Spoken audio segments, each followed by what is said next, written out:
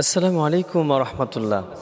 সম্মত ভাইয়ের আমার অনেকে প্রশ্ন করে থাকেন, অনেকেই জানতে চেয়েছেন, অনেকে জানতে চায় যে আসলে আশুরার রোজা, দুইটি রোজা আমরা কিভাবে পালন করব এবং এই রোজাটা কোথা থেকে আসলো এবং এটি করলে কি পরিমাণ সওয়াব হতে পারে এবং এটার ফজিলতটা কি। সম্মত ভাইয়ের আমার, আসুন আমরা একটু হাদিস শরীফ থেকে আমরা জেনে নেব। দেখেন, হযরত আবু হুরায়রা রাদিয়াল্লাহু তাআলা আনহু থেকে বর্ণিত, তিনি বলেন, রাসূল সাল্লাল্লাহু আলাইহি সাল্লাম বলেছেন, রমজান মাসের রোজার পর সর্বশ্রেষ্ঠ রোজা হচ্ছে আশুরার রোজা। সম্মানিত ভাইরা আমার, যে রোজা রাখলে পারে বিগত একটি বছরের গুনাহ আল্লাহ রাব্বুল আমিন মাফ করে দেন। আসুন দুইটি কাজ আমরা করব। এক নম্বর হচ্ছে আমরা 9 এবং 10 বা 10 এবং 11 এই দুইটি রোজা আমরা রাখব। আর দুই নম্বর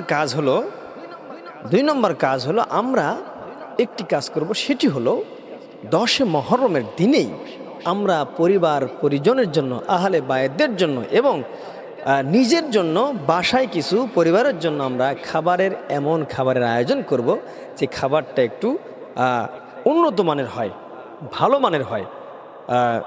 এক কথায় আমিষ জাতীয় যে খাবারগুলো, এক কথায় দামি দামি যে খাবারগুলো চেষ্টা করে এগুলো করবেন। রাসূলুল্লাহ সাল্লাল্লাহু আলাইহি সাল্লাম বলেছেন হাদিস শরীফের ভিতরে, যদি মুহররমের 10 তারিখে কোনো ব্যক্তি যদি পরিবারের জন্য, আহলে বায়তের জন্য, পরিবারের জন্য এবং নিজের জন্য, নিজে এবং পরিবারের জন্য যদি কোনো মানুষ ভালো কিছু ব্যয় করে, ভালো খরচ করে, ভালো খাবার খরচ করে, তাহলে আমার উম্মতের ভেতরে সে যেন সারা বছর আল্লাহর পক্ষ থেকে তার জন্য ভালো খাবার আল্লাহ রাব্বুল আমিন বন্দোবস্ত করে দেবেন। সুবহানাল্লাহ, সুবহানাল্লাহ আযীম।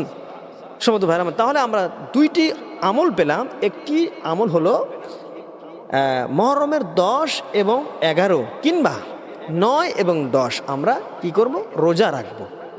যে রোজা রাখলে পারে কি হবে? আমাদের বিগত একটি বছরের জীবনের গুনাহ আল্লাহ রাব্বুল আমিন মাফ করে দিবেন। 2 নম্বর, আমরা হলো 10 মুহররমের দিনে আমরা ভালো ভালো খাবার অ্যারেঞ্জ করব। কেন করব?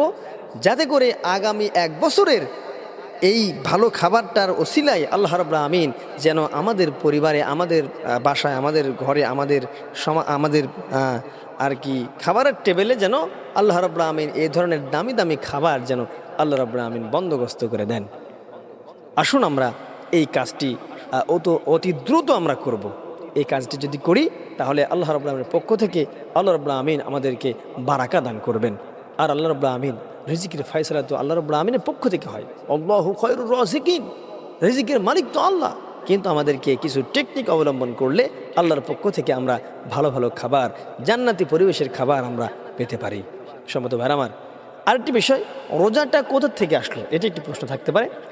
নবী করিম সাল্লাল্লাহু আলাইহি ওয়াসাল্লাম যখন মদিনা আসলেন, দেখলেন যে অসংখ্য মানুষ, অসংখ্য ইহুদি, খ্রিস্টান, কাফেররা তারা রোজা রাখছেন। জিজ্ঞাসা করলো, কেন তোমরা রোজা রাখছো আজকের দিনে? বলে যে মুসা আলাইহিস সালামের শুকরিয়ার্থে আমরা রোজা পালন করতেছি।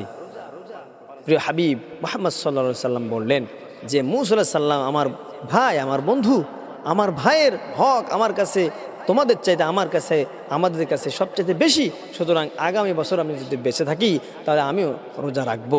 সাহাবেরা প্রশ্ন করি, ইয়া রাসূলুল্লাহ, আগামী বছর যদি আপনি রোজা রাখেন তাহলে কাফেরদের সাথে কেমন যে একটা মিলিত হয়ে গেল না?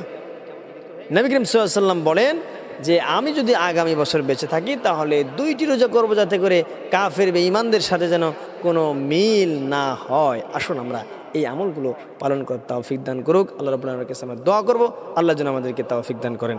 আসসালামু আলাইকুম ওয়া রাহমাতুল্লাহি ওয়া বারাকাতুহু।